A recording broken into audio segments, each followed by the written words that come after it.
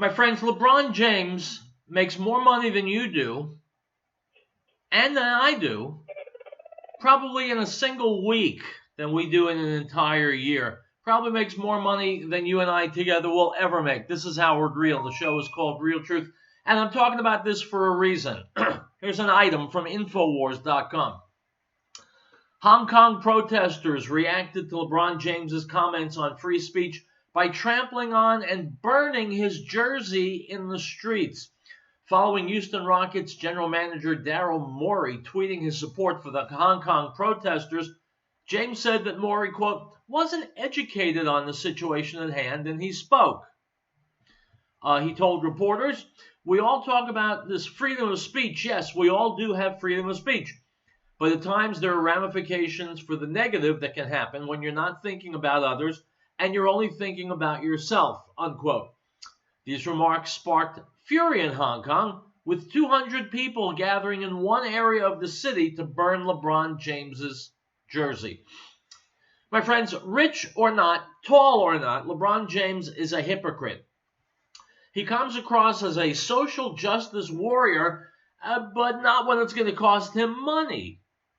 You know, there's lots of talk about athletes not being silenced. They want to have their voice. In fact, in the NBA, they talk about team owners as being like slave owners. Although I'm not aware any slave owners ever paid their slaves millions of dollars a year to play some stupid game.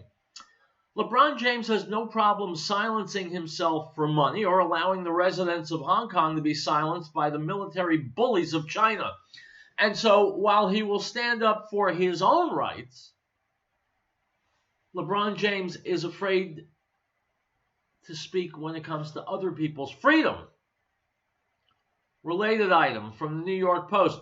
Senator Ted Cruz, you remember him, slammed LeBron James for, quote, kissing up to Chinese communists and tyrants, unquote, amid the backlash the Lakers superstar faces for his recent comments on Hong Kong's pro-democracy protests, according to a report. Quote, I got to say LeBron James, he's a hell of a player, but it sure seems his comments were more interested in money and making bucks, and I get it. Nike is a big sponsor of his, and he makes a whole lot of money. But kissing up to Chinese communists and tyrants and apologizing for murderers, that's not a good look for the NBA, Cruz told TMZ. The Republican senator from Texas said he didn't have a problem with athletes speaking out about politics. Quote, what I have a problem with is when they don't know what they're talking about and they end up defending tyrants, Cruz said about James, who called Houston Rockets GM Daryl Morey, quote, misinformed and not really educated for a since-deleted tweet of a meme that said, fight for freedom, stand with Hong Kong. Cruz, a Rockets fan, said if anyone needs to be educated, it's the four-time league MVP, unquote. Yeah, fat chance.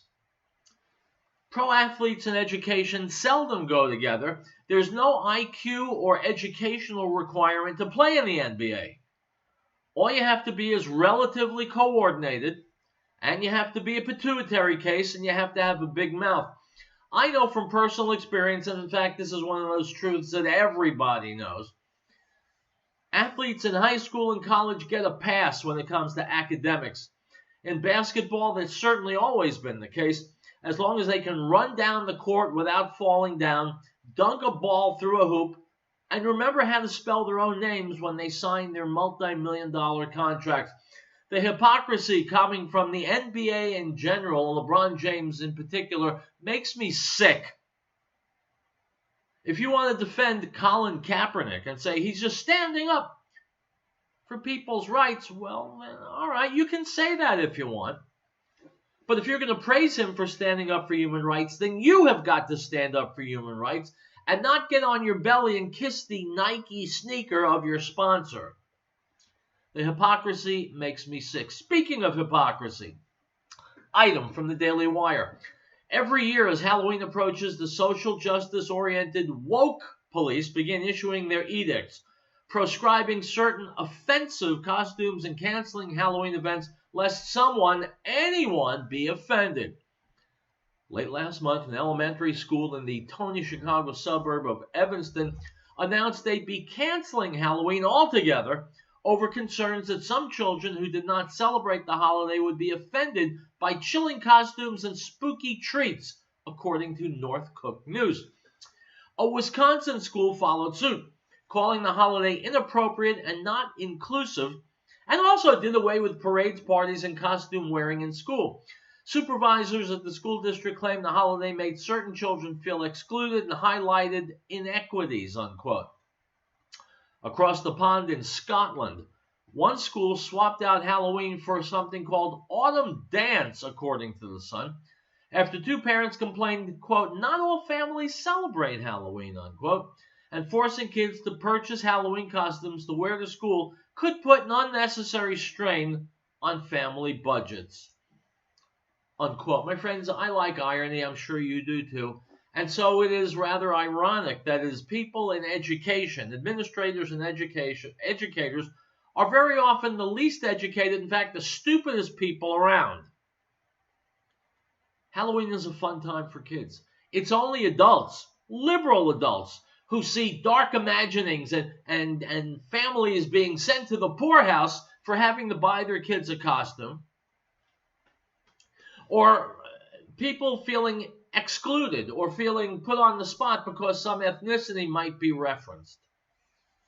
Folks, this is one of the most egregious examples of political correctness.